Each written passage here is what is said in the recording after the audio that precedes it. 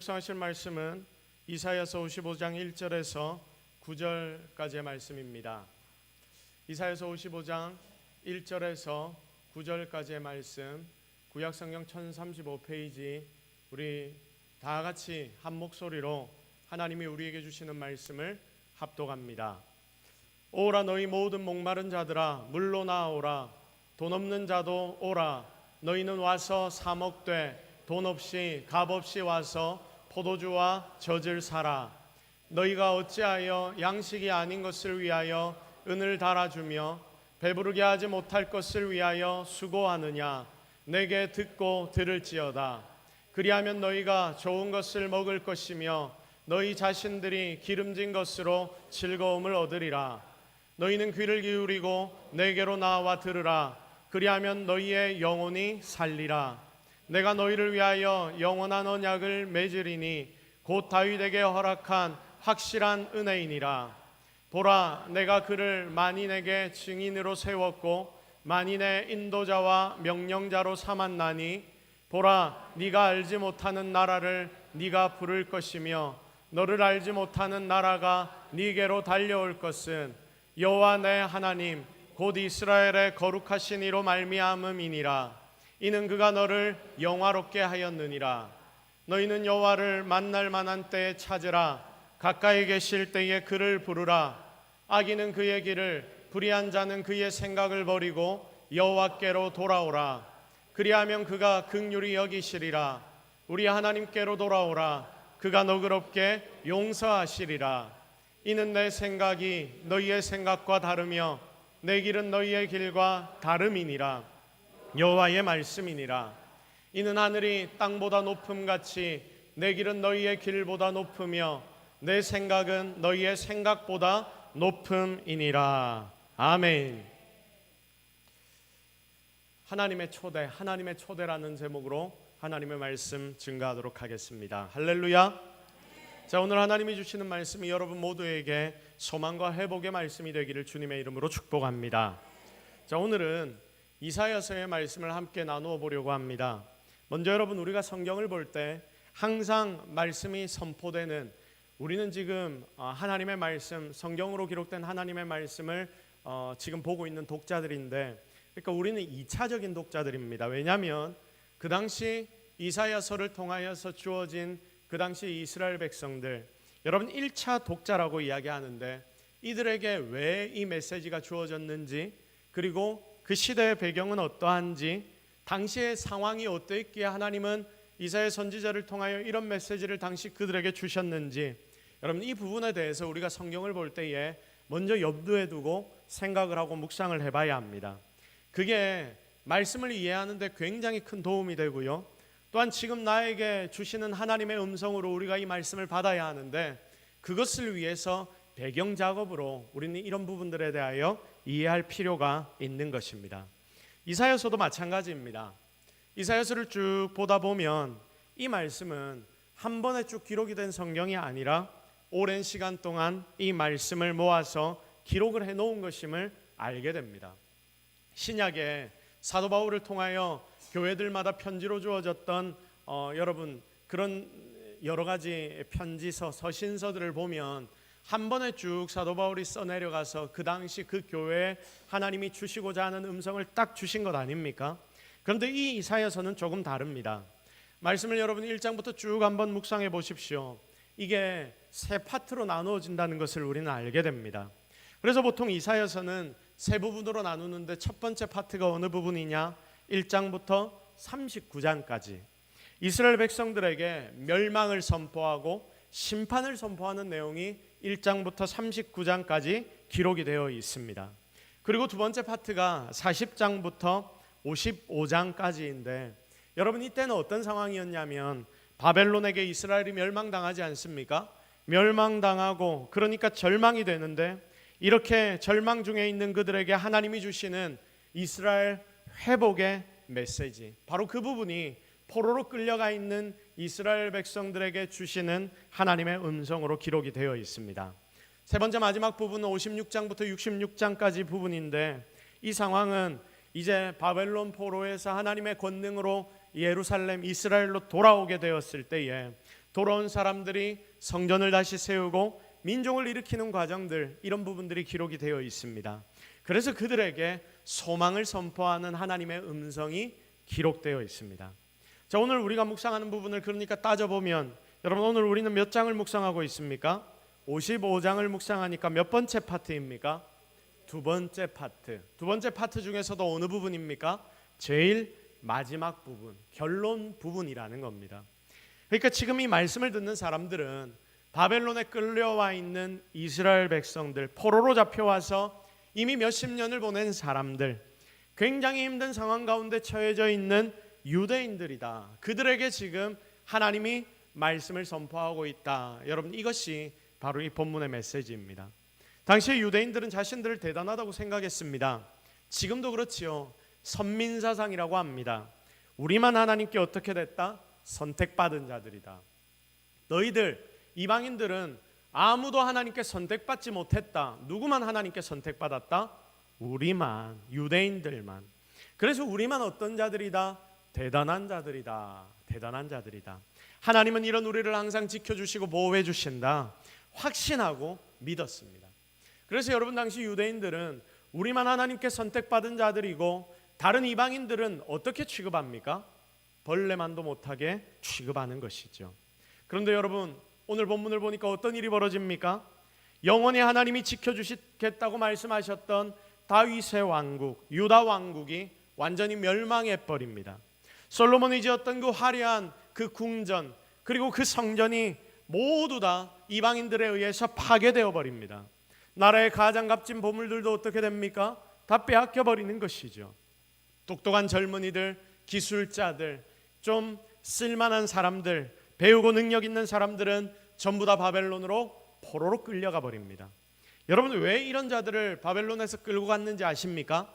왜일까요? 왜 끌려갔겠습니까? 유대 땅이, 예루살렘 땅이 다시는 회복하지 못하도록 인재들을 다 빼앗아가 버린 것입니다. 희망의 싹까지 다 잘라버린 거예요. 끌려가지 않은 일부의 사람들이 예루살렘에 남아 있었습니다. 그런데 그들도 역시 그곳에서 바벨론의 지배를 받으며 노예로 살기 시작합니다. 이스라엘이 무너지니까 이스라엘 백성들, 유대인들, 우리나 하나님의 백성, 우리나 하나님의 택함 받은 자들이야, 이렇게 자신들이 자부심을 가졌는데 이 자부심조차도 어떻게 됩니까? 무너져 버립니다.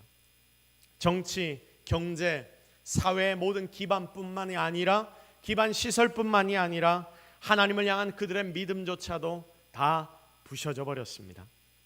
야훼 하나님이 세상에서 가장 강한 신이라고 생각했는데, 믿었는데, 그 하나님이 지켜주신다던 유대 왕국이 어떻게 돼버립니까? 멸망합니다. 말도 안 되는 일이 자기들 입장에선 벌어졌습니다. 이제는 바벨론이 섬기는 그 신들이 더 강력한 것 같아 보입니다. 하나님은 아무런 힘이 없는 것 같습니다.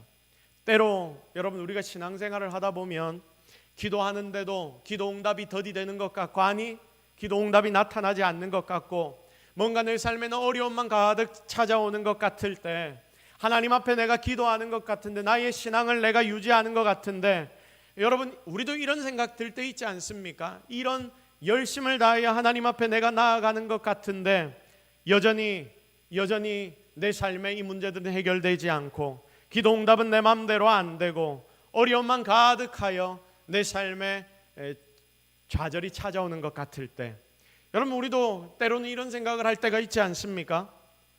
우리의 삶에 모든 것이 무너지는 것만 같을 때 하나님을 원망하고, 하나님이 정말 살아계신다면 이런 일이 나에게 일어날 수 있을까? 우리 교회에, 이 땅 가운데 이런 일들이 일어날 수 있을까? 여러분, 이런 생각 다들 한두 번쯤은 해보지 않았습니까?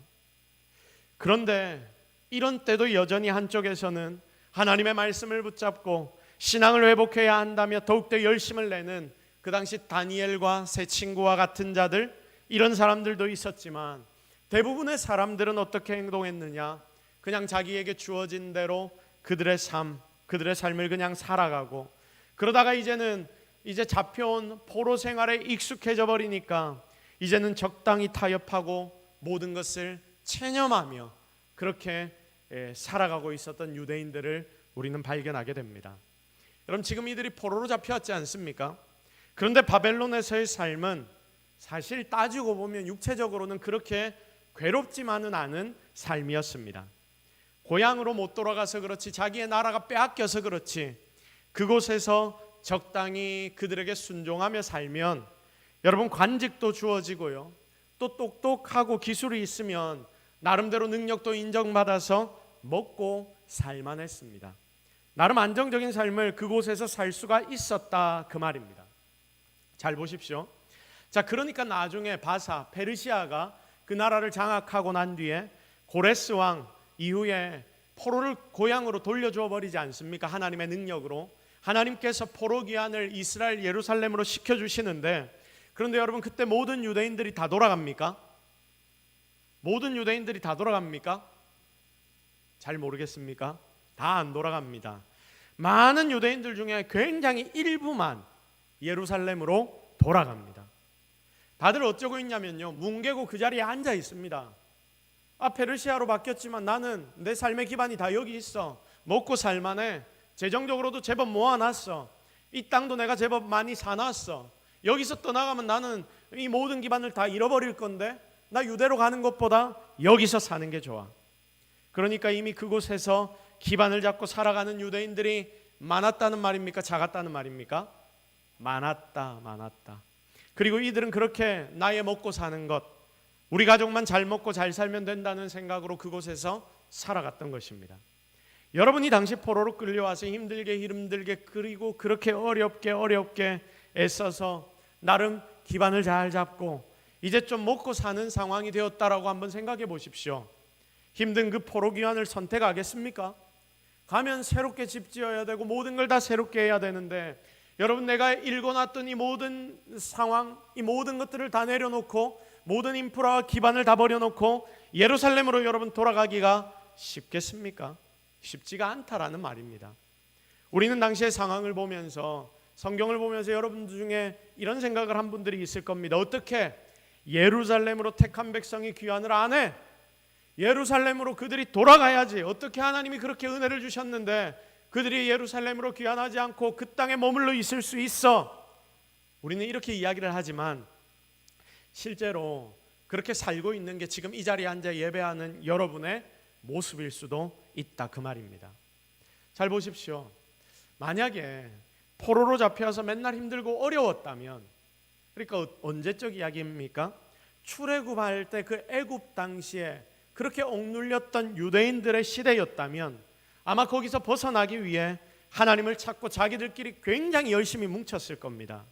그래서 문이 딱 열리고 예루살렘으로 돌아가라는 말이 딱 떨어지면 아마 모두가 다 같이 출애굽하듯이 출 페르시아, 출 바사 뭐 이렇게 되었을 겁니다. 그런데 나름 세상적으로도 여기서도 먹고 살만하게 놔두니까 유대인인데도 여호와를 찾거나 부를 생각을 하지 않습니다. 여러분 이게 굉장히 무서운 것입니다. 편안하고 잘 먹고 잘 산다, 이게 때로는 성도에게는 독처럼 우리의 영혼을 올가맬 수 있다는 것을 여러분 꼭 기억하십시오. 지금 우리 속에서도 세상을 살면서 내가 먹고 살 것들이 있으니까, 그리고 우리 가족이 나름 뭐 넉넉하고 이러지는 못한다 하더라도 나름 살고 있으니까 하나님에 대해서 깊이 묵상하지 않아도 내가 사라지니까, 여러분 사라지지 않습니까? 그러니까 나의 삶에만 먼저 집중하는 분들이 굉장히 많을 겁니다. 어쩌면 대부분의 성도들이 이렇게 세상을 살고 있는지도 모르겠습니다. 당시 그들에게 이스라엘이란 나라는 이미 망해버린 과거의 모습일 뿐입니다. 일종의 꿈과 같은 거죠. 우리 선조들 때에 하나님이란 분을 믿었대. 그 하나님 나도 지금 믿고 있지만 그 하나님이 능력이 많았대. 나는 잘 모르겠지만 그래서 하나님을 나에게 믿으라고 해서 나도 믿고 있지만 하나님이 능력이 많다고 하지만 나는 잘 모르겠어. 나는 그냥 여기서 그냥 이렇게 살아가고 있는 게 나의 최선의 삶이야. 일종의 꿈과 같은 겁니다. 그렇게 절망하고 체념하며 살아갔던 유대인들, 그들에게 지금 이사야는 회복의 복음, 하나님의 말씀, 정말 놀라운 능력의 메시지를 선포합니다. 하나님의 가치관이 이 시간 이 이사야를 통하여 그 당시 유대인들에게 선포됩니다. 당시 이사야는 그때를 살아가던 유대인들의 마음을 너무나 잘 알았습니다. 목마른데 먹을 물이 없습니다. 먹을 양식도 없습니다. 그런데 문제는 목마름에도 불구하고 목마른지도 모릅니다. 배가 고픈데도 불구하고 배고픈지도 모릅니다. 이걸 한마디로 표현하면 우리 다 같이 따라해 볼까요? 영적으로 완전한 포기 상태다. 시작. 영적으로 완전한 포기 상태다. 영적으로 완전한 무슨 상태라고요?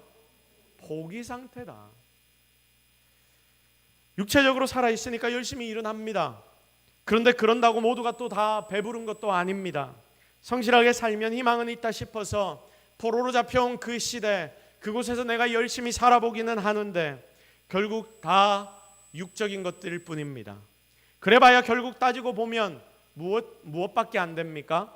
포로밖에 안 되는 게 그들의 모습 아닙니까? 포로 신세로 사방이 적들인 세상에서 먹고 사는 문제가 조금 해결된다고 거기에 진짜 평안이 있겠습니까? 거기에 진정한 기쁨이 있겠습니까? 그래도 이거 말고는 할 수 있는 게 없으니까 진짜 열심히 악착같이 일은 합니다. 그러니 몸도 마음도 고단할 뿐입니다. 이런 유대인들에게 하나님은 이사야 선지자를 통하여서 말씀하십니다. 이것이 오늘 우리가 묵상하는 바로 이 본문의 메시지입니다. 사랑하는 성도 여러분, 오늘 이 말씀 가장 먼저 핵심 단어가 하나가 등장하는데 그게 무엇입니까? 가장 먼저 하나님이 그들에게 던졌던, 그리고 지금 우리에게 던지시는 핵심 메시지, 그것이 무엇일까요? 두 글자. 두 글자인데 뭐지요? 오라. 오라. 오라. 다 같이 따라합시다. 오라 오라. 오라 오라. 하노라 오라. 저는요, 성경에 오라 이 단어가 나올 때가 제일 좋습니다. 왜냐하면 이 제 이름을 하나님이 부르시는 것 같거든요. 하노라, 오라, 오라 이렇게 부르시는 것 같거든요. 야들아 와라, 하노라 와라. 자기의 이름을 한번 넣어 보십시오. 누구누구야 와라, 나에게 와라. 하나님이 지금 여러분에게 말씀하십니다. 1절, 너희 모든 목마른 사람들아, 너희 모든 목마른 사람들아, 세상에서는 나름대로 살고 있다고 생각하지만 영적으로 지치고 넘어지고 쓰러진 모든 자들아, 어서 물러나와라. 내가 생수의 근원이야. 나에게로 와. 내가 너희를 촉촉하게 적게 만들어줄게. 돈이 없어도 와. 너희는 와서 사 먹되 돈도 안 내고 값도 지불하지 말고 포도주와 젖을 사서 먹어. 3절 말씀, 너희는 귀를 기울이고 나에게 와서 들어. 내 말을 들으라. 지금 하나님이 그 백성들에게 말씀하십니다. 하나님의 초청입니다. 하나님의 부르심입니다. 너희 인생들아, 다 목마르지 않니? 와라. 와, 나에게 와. 돈 없어도 걱정 말고, 가진 것 없어도 근심 말고, 이 속이 지금 다 문드러져 있어도 아무런 생각하지 말고, 삶이 다 무너졌다 싶은 자들이라 하더라도 다 나에게 와서 내가 거저주는 포도주와 우유를 마셔라. 그거 먹으면 니들은 살게 될 거야. 하나님이 주시는 구원의 메시지가 지금 이 순간 그들에게, 그리고 지금 우리에게 선포되고 있습니다. 영육간에 목마르고 가난하고 배고픈 백성들에게 하나님이 주실 풍성한 은혜를 약속하는 말씀입니다. 포로의 자리에서 해방시켜 주시겠다는 구원의 약속의 말씀입니다. 하나님이 오라시는 초청의 메시지입니다. 나에게 오기만 하면 돼. 나에게만 와. 그럼 너희는 살 것이야. 사랑하는 여러분, 여러분의 삶, 여러분의 신앙을 지금 한번 다시 점검해 보십시오. 이 자리에 앉아 내가 지금 예배한다라고 이 자리에 일진하지만 여러분의 삶, 여러분의 신앙을 내가 다시 한번 점검해 봐야 하지 않겠습니까? 누가 그냥 이 자리에 올 수 있었습니까? 하나님의 부르심이 있었기 때문에 여러분 모두가 이 자리에 앉아 있는 것 아닙니까? 다 무너지고 다 쓰러진 것 같은 내 인생 가운데 나를 살려주시겠다고 약속하시며 그렇게 부르신 우리 주님의 음성, 그것이 나를 지금 이곳으로 불러주고 이 예배의 자리에 앉혀주셨고 결국 나를 살려주신 놀라운 하나님의 음성 아닙니까? 좌절하고 절망되고 내가 아무것도 할 수 있는 것 하나도 없다라고 생각되는 바로 그때에 하나님이 나를 부르시고 우리를 부르셔서 우리는 바로 이 자리에 와 앉아 있는 것입니다. 그 하나님께서 다시 여러분을 부르십니다. 회복과 구원이 있는 하나님의 나라로 여러분을 초대하십니다. 여러분을 부르시는 분은 바로 하나님이십니다. 진짜 이 하나님의 음성을 듣고 항상 따르는 성도 되기를 주님의 이름으로 축복합니다. 자, 그러면 왜 하나님이 나를 초대하실까요? 왜 하나님이 여러분을 부르실까요? 본문을 보니까 답이 나와 있는데 이렇게 기록이 되어 있습니다. 우리의 인생이 너무나 안타깝기 때문입니다. 자, 2절 말씀 우리 같이 한번 읽어보겠습니다. 이 부분 같이 읽겠습니다. 시작. 너희가 어찌하여 양식이 아닌 것을 위하여 은을 달아주며 배부르게 하지 못할 것을 위하여 수고하느냐. 어째서 너희는 양식을 얻지도 못하면서 은을 내주고 배부르게 하지도 못하는 것 위에 맨날 수고하고 있니? 왜 맨날 그것만 가지고 수고하고 있으니? 포로로 잡혀 있는데 돈을 열심히 벌고 열심히 수고는 하는데 그래서 뭔가 좀 모았다 싶은데 돌아보면 제대로 된 양식을 전혀 얻지 못하면서 살고 있습니다. 정작은 배가 고픕니다. 돌아보면 모든 게 손해 같습니다. 굶지는 않는데 여전히 불만족스럽습니다. 그렇게나 수고했는데 양식은 못 얻고 배는 여전히 고프고 그러면서도 왜 그리 또 수고만 하고 있느냐? 하나님의 음성이 바로 이 말 아닙니까? 그런데 여러분, 바로 이 음성이 지금 이 땅을 살아가고 있는 여러분을 향해 주시는 하나님의 말씀 아닙니까? 지금 나의 모습이 혹 그런 모습 아닙니까? 지금 이 시대를 한번 돌아보십시오. 여전히 먹고 사는 문제가 모든 것을 압도합니다. 돈의 문제, 먹고 사는 문제가 딱 걸려버리면 모든 게 다 절박해지고 처절해집니다. 형제 자매도 아무 필요가 없더라고요. 부모, 자녀, 심지어는 이 돈의 문제가 걸려버리니까 이것조차도 아무 쓸데 없어지는 게 정말 비정한 이 땅의 모습이더라고요.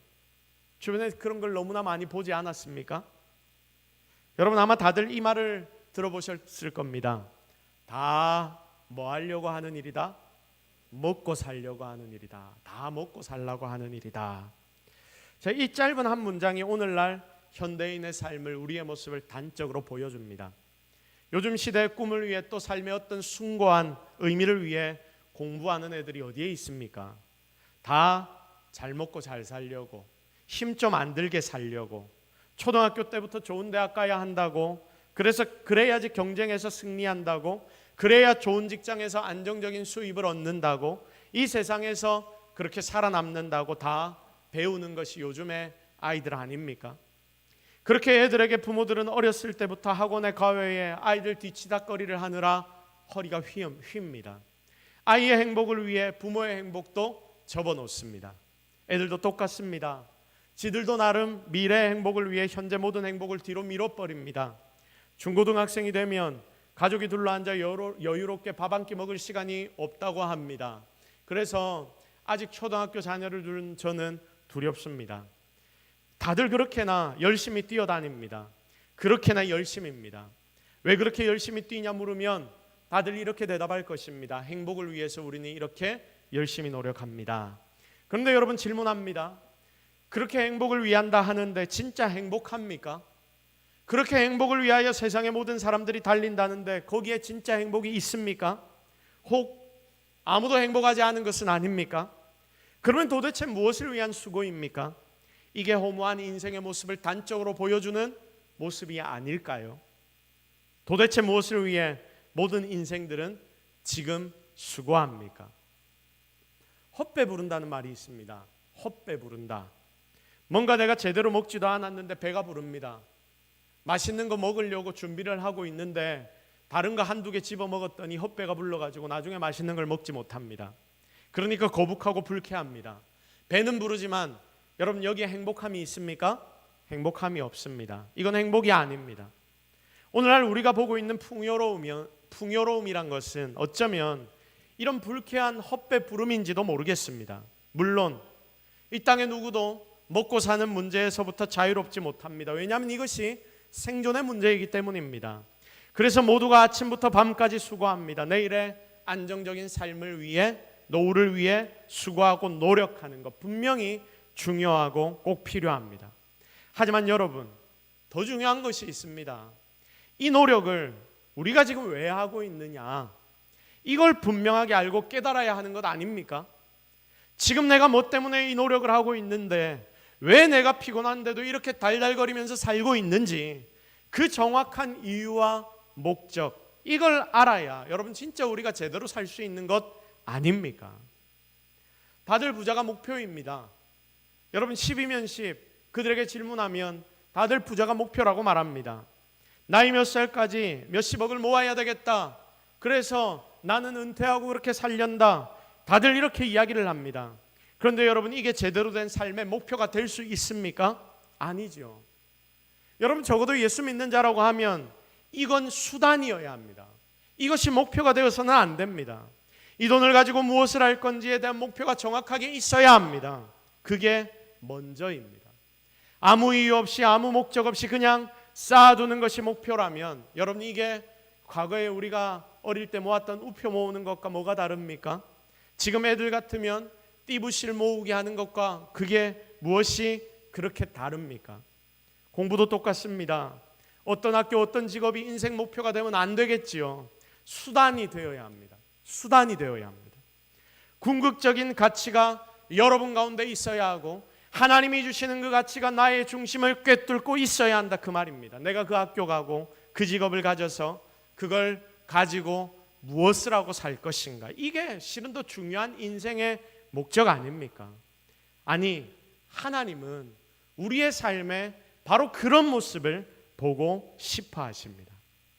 그래서 내 삶, 내 평생을 어떤 사람으로 살 것인가, 하나님이 한 번 주신 인생인데 여러분 이 한 번 주신 하나님의 인생을 허비하지 않고 그 인생을 어떻게 사용해야 하는가, 그 가치를 찾아야 합니다.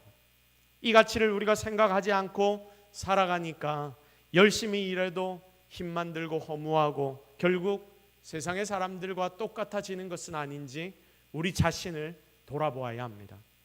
사랑하는 성도 여러분, 성경은 우리에게 계속해서 말씀하십니다. 하나님은 여러분에게 계속해서 말씀하십니다. 성경 66권을 계속해서 보십시오. 하나님은 여러분에게 하나님의 가치관을 집어넣어 주시기를 원하십니다. 그래서 이 가치를 제대로 찾으면 이유 모를 삶의 갈증으로부터 벗어나게 됩니다. 그런데 이게 제대로 안 되면 삶은 계속해서 갈증을 불러일으킵니다. 그래서 아무리 큰 인기를 얻어도 인생이 허무해지니까 더 큰 감각적인 자극, 술 마시고 이성을 찾고, 여러분 그러다가 결국 무엇에까지 손을 댑니까? 마약에까지 손을 대어서 지금 이 대한민국 땅의 마약이 굉장히 큰 사회적인 문제 이슈가 되고 있지 않습니까? 요즘 유명한 연예인들 왜 그랬나? 도대체 그 사람이 왜 그랬을까라는 생각이 들지 않습니까? 다들 이런 마음 때문에 결국은 여기에까지 손을 뻗치는 것입니다. 하나님은 아십니다. 아무리 수고하고 노력해도 근본적으로 해결할 수 없는 그 갈증, 배고픔의 문제를 아십니다. 너무나 정확하게 아십니다. 마시고 마셔도 또 목이 마르고 먹어도 내 배가 고픈 이유, 날마다 뜨거운 태양 아래에서 이 비루한 삶을 유지하기 위해 물을 길러 나왔던 그 사마리아 여인과 같은 우리의 모습, 지금 그 여인을 찾아가시는 예수님께서 오늘 이 자리에 예배하러 나온 우리를 향하여 찾아오셔서 말씀하십니다. 여러분 요한복음 4장 13절 14절 우리 다 같이 묵상합니다. 시작.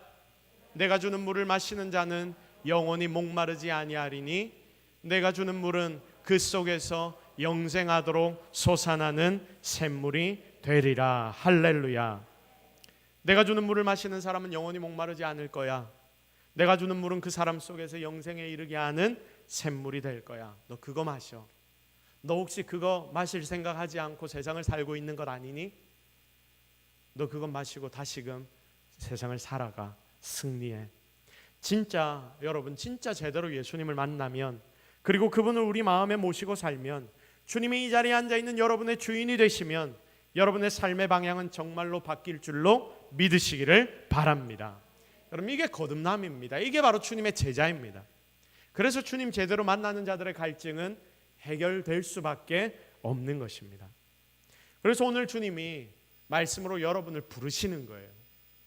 우리의 상황과 환경을 다 아시는 하나님이 우리의 상황과 환경을 너무나 잘 아시기에 예수를 믿는다라고 생각하며 말하며 살지만 여전히 허무한 인생을 살아가는 우리를 주님이 부르시고 말씀하시는 것입니다.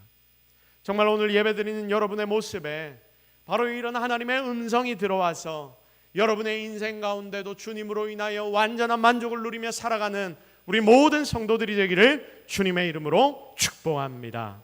우리가 성도인데 어쩌면 성도로서 이걸 너무나 많이 잊어버리고 세상을 살고 있지는 않은지 여러분 자신을 깊이 돌아보십시오. 세상 사람들은 교회 다니는 우리를 향하여서 이렇게 이야기합니다. 교회 다니면 밥이 나오냐 떡이 나오냐. 여러분 들어보셨습니까?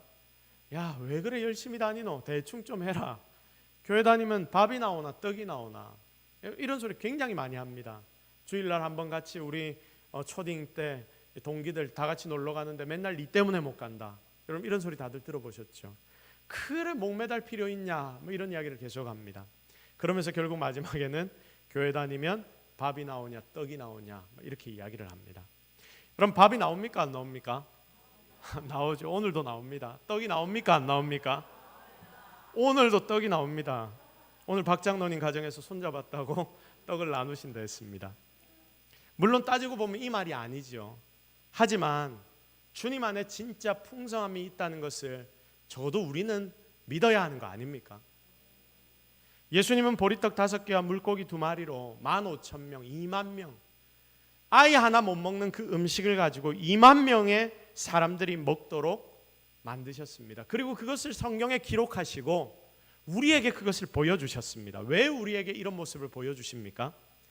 결국 우리에게 주님이 주실 풍요로움이 얼마나 크고 놀랍고 위대한지, 진짜 만족은 어떤 것인지 먹어도 12바구니에 남도록 풍성하게 채우시고 먹이시면서 우리에게 바로 그 모습을 보여주시는 분이 주님이십니다. 잘 보십시오.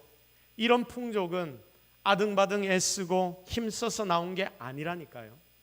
하나님께 감사기도 드리고 감사함으로 나눌 때에 한 아이의 이 헌신을 통하여서 바로 이런 능력이 나타나게 되었던 것입니다. 누구 안에 있다? 주님 안에 있다. 다시 따라합시다.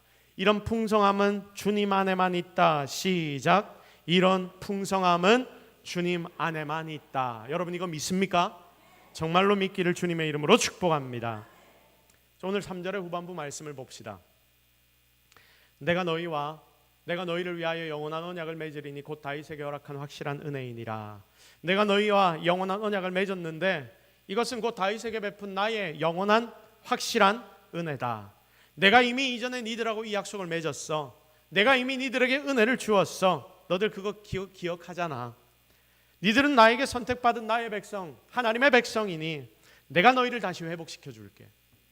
너희가 예배의 자리에 나와 하나님 앞에 엎드려 기도하면 21일간의 다니엘 기도회를 통하여서 하나님 앞에 엎드려 기도하면 내가 너희의 삶에 이제까지 경험해보지 못한 놀라운 은혜를 허락해 줄 거야. 나에게로 와. 하나님이 오늘 다시금 여러분을 초대하고 계십니다. 그래서 결국 6절에 명하십니다. 다 같이 시작. 너희는 여호와를 만날 만할 때에 찾으라. 가까이 계실 때에 그를 부르라. 명하십니다. 너희는 만날 만할 때, 만날 수 있을 때 주님 찾아. 너희는 가까이 계실 때 주님을 불러. 그 순간이 언제입니까? 만날 만할 때가 언제입니까? 내일입니까? 모레입니까? 일주일 뒤입니까? 아니죠. 지금 오늘 이 순간 주님의 부르시는 음성이 들리는, 여러분의 귀에 들리는 바로 그 순간, 바로 이곳이 주님을 만날 만할 때이고 주님 가까이 계신 순간인 줄로 믿으시기를 바랍니다.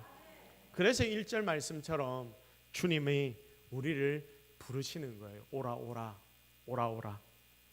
와서 다 가져가라. 없어도 괜찮으니까 와라. 오기만 하면 된다. 오면 내가 다 책임져 줄 거다. 상황이 다 무너져도 괜찮으니까 와라. 니들의 힘이 다 빠지고 번아웃이 돼도 괜찮아. 나에게만 와. 번아웃 되면 나를 떠나지 말고 나에게만 와. 니들 다 잃어버리고 뭔가 다 할 수 있는 상황과 방법들 다 사라져버려도 누구에게 와? 나에게만 와. 나에게 오기만 하면 내가 책임져 줄 거야. 하나님이 오늘 여러분을 부르시면서 말씀하십니다. 여러분을 향한 주님의 초대는 이렇게 지금 이 순간까지도 계속됩니다. 끊어지지 않습니다. 여러분, 이것만큼 놀라운 은혜가 이 땅에 어디 있습니까? 그러므로 오늘 이 자리에 있는 사랑하는 모든 성도 여러분, 이 하나님의 은혜 속으로 다시 한번 들어오시기 바랍니다. 그리고 그 은혜의 자리를 다시금 회복하시기 바랍니다. 세상의 어떤 것이 아니라 하나님으로, 하나님 안에서 놀라운 은혜와 축복을 경험하는 저와 여러분이 되기를 예수 그리스도의 이름으로 축복합니다. 아멘. 이제 말씀을 정리하겠습니다. 사랑하는 성도 여러분, 오늘 이 본문의 말씀은 주님의 초대를 우리에게 보여줍니다. 우리는 주님의 오라는 말씀을 듣고 이곳에 먼저 와서 구원을 얻었습니다. 그런데 구원을 얻고 난 뒤에도 우리는 여전히 천둥벌거숭이처럼 세상을 살면서 믿는다 하면서도 내가 주인 되어 세상을 살면서, 그러면서도 내가 주님을 잘 믿는다 하면서 살아왔습니다. 과거의 이스라엘 모습과 굉장히 비슷합니다.